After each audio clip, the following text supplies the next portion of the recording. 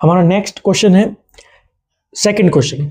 Prove that if chords of congruent circles subtend equal angles at their centers then the chords are equal।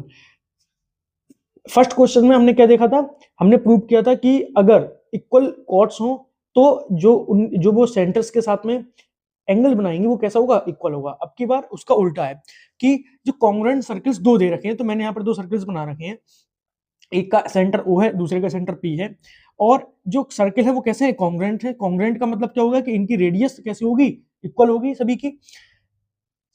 Congruent circles subtend equal angles eight there centres, तो इनकी जो angle है वो भी कैसे हैं, बार equal दे रखे हैं। देन और at their circle then the chords are equal. अब की बार हमें प्रूव करना है कि जो कॉर्ड्स दे रखी हैं वो कैसी हैं, इक्वल है। तो स्टार्ट करते हैं भाई। सबसे पहले क्या लिखेंगे, गिवन, जो हमें क्वेश्चन में क्या दे रखा है, कॉन्ग्रुएंट सर्कल्स। तो जो सर्कल्स हैं वो कैसे हैं, कॉन्ग्रुएंट। जो सबसे पहली बात तो ये दे रखी है, टू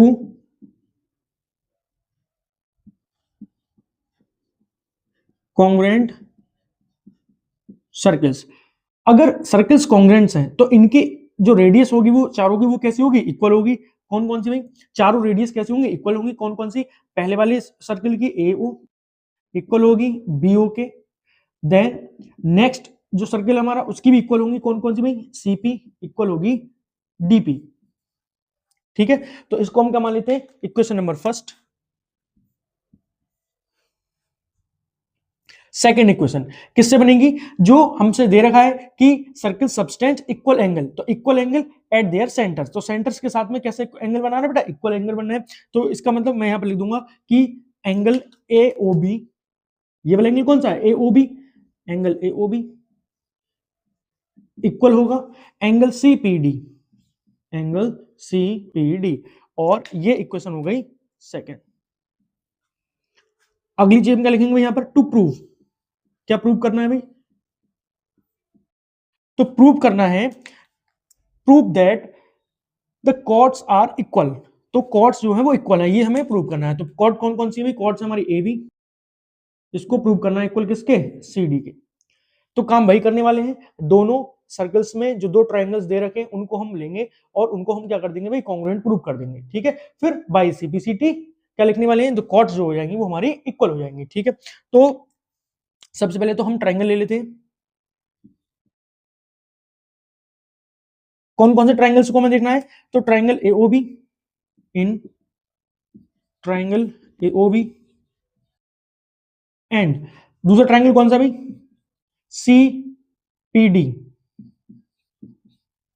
ठीक है, तो क्या क्या दे रखा है वो समझते हैं भाई सबसे पहले। तो सबसे पहले इस वाले ट्रायंगल में और इस वाले ट्रायंगल में क्या, AO जो हमारी रेडियस है वो इक्वल होगी किसके, CP के, क्योंकि देखो AO इक्वल इक्वल है किसके, CP के। तो मैं यहां पर लिख दूंगा AO इक्वल्स टू CP।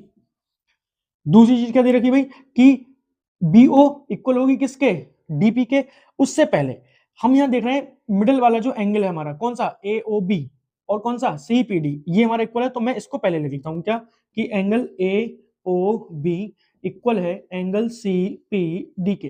कहां से लिखी गई है ये बात, इक्वेशन नंबर सेकंड, ऊपर वाली कहां से, from equation first, from equation second.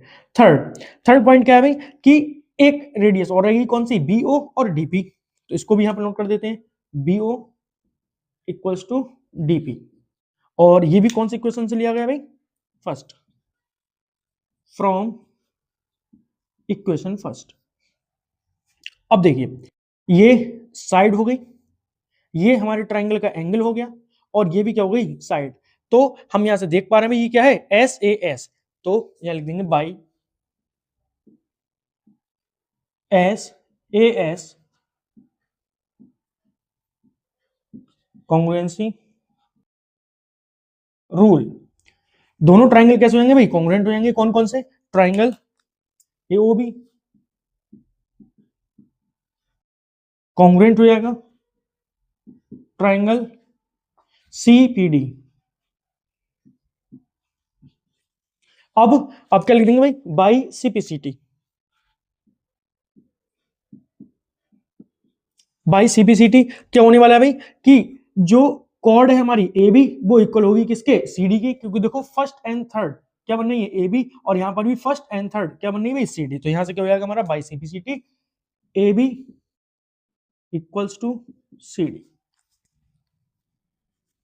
यही हमें इसमें प्रूव करना था और हमारा प्रूव हो गया। Thank you.